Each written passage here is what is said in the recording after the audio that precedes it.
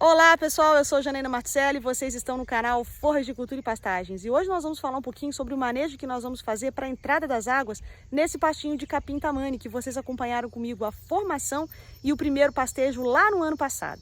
Segura a vinheta que seu vídeo já vai começar.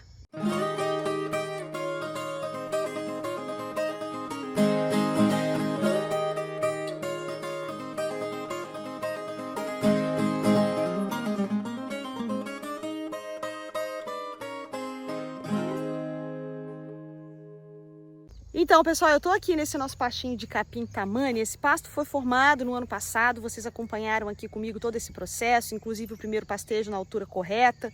O pasto ficou muito bem formado, fizemos aqui a lança, utilizamos fosfato natural reativo junto com MAP no plantio, semente com bom valor cultural, então ele ficou muito bem formado.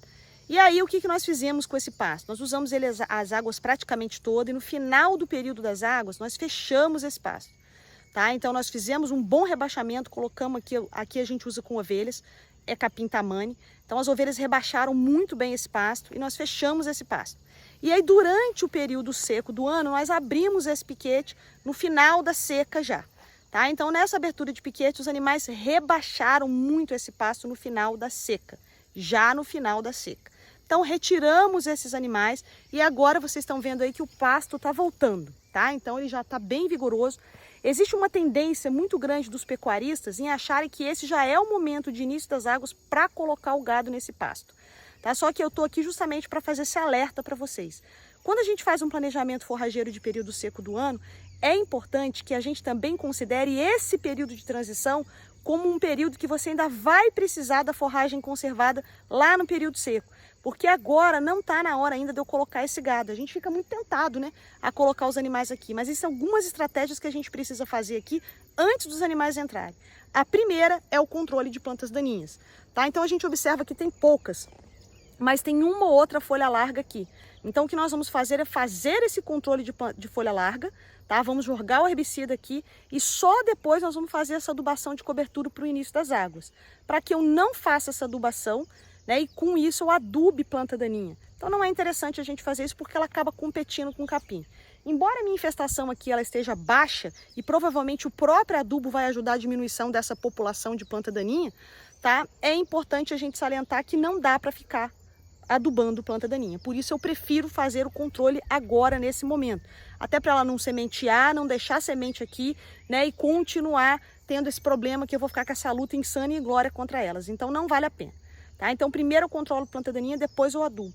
E depois dessa adubação, o que vai acontecer? Eu vou fazer com que essas plantas, esse tamanho, se desenvolvam mais rápido e melhor. Tá? Então aí sim eu coloco o gado. Colocar o gado agora nesse pasto de rebrota é ruim para o animal e para a planta. Tá? Então os animais podem inclusive apresentar diarreia e diminuir o desempenho. E colocar o gado agora é ruim para a planta porque ela ainda está em rebrota, ela ainda está se recuperando de um período extremamente estressante que foi a seca e ela está querendo armazenar reservas. Então é isso que eu tenho que fazer, eu tenho que deixar a planta nesse momento trabalhar para que ela possa se desenvolver, formar folhas, aprofundar mais o seu sistema radicular, tá? Gerar essas reservas e só depois eu colocar o animal quando estiver na altura correta de manejo.